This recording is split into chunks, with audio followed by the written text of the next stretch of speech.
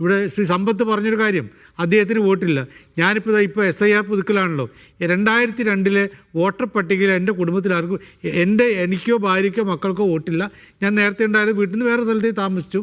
അപ്പോൾ നോക്കുമ്പോൾ 2 സ്ഥലത്തും വോട്ടില്ലാത്തൊരവസ്ഥ ആണിപ്പോൾ പട്ടിക നോക്കുമ്പോൾ കാണുന്നത്. ഇപ്പോൾ ഇനി ഞാനിവിടെ ഒരു വോട്ടറാണേ എന്ന് പറഞ്ഞിട്ട് സ്ഥാപിച്ചെടുക്കാൻ ഞാൻ പിന്നാലെ പോകണം. അപ്പോൾ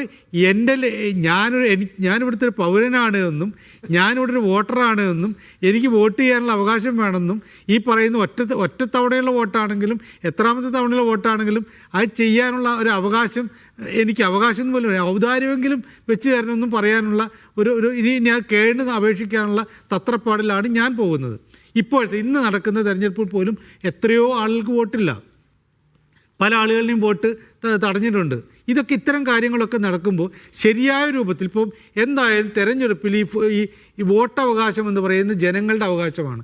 ആ അവകാശം ഫുൾ പ്രൂഫാക്കി എടുക്കാവുന്ന ഏത് നടപടിയും അത് പാർലമെൻറ്റ് ജനങ്ങൾ തിരഞ്ഞെടുത്ത ആളുകൾ പാർലമെൻറ്റുകൾ വളരെ വിശദമായിട്ട് ചർച്ച നടത്തിയിട്ട് ഒരു ഫുൾ പ്രൂഫ് മെത്തേഡ് ഉണ്ടാക്കണം. ഇവിടെ അതല്ല.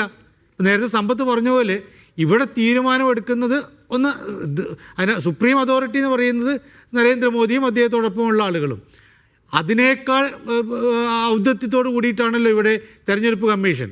രാഹുൽ ഗാന്ധി വോട്ട് ചോരി പ്രശ്നവുമായി വന്ന് രംഗത്ത് വരുമ്പോൾ അദ്ദേഹം പറയുന്നത് ശരിയാണോ തെറ്റാണോ നോക്കണം. അദ്ദേഹം കുറേ തെളിവുകളുമായിട്ടാണല്ലോ ഒരു സ്ഥലത്ത് ഇത്രയധികം ഒരു മുറിയിൽ ഇരിക്കാനോ നിൽക്കാനോ പറ്റാത്തത്ര ആളുകൾ അവിടെ വോട്ടുണ്ടാവുന്നൊരവസ്ഥ ഉണ്ടാവുന്നു. കുറേ പേർക്ക് കുറേ പ്രദേശത്ത് വോട്ടില്ലാതാവുന്നു.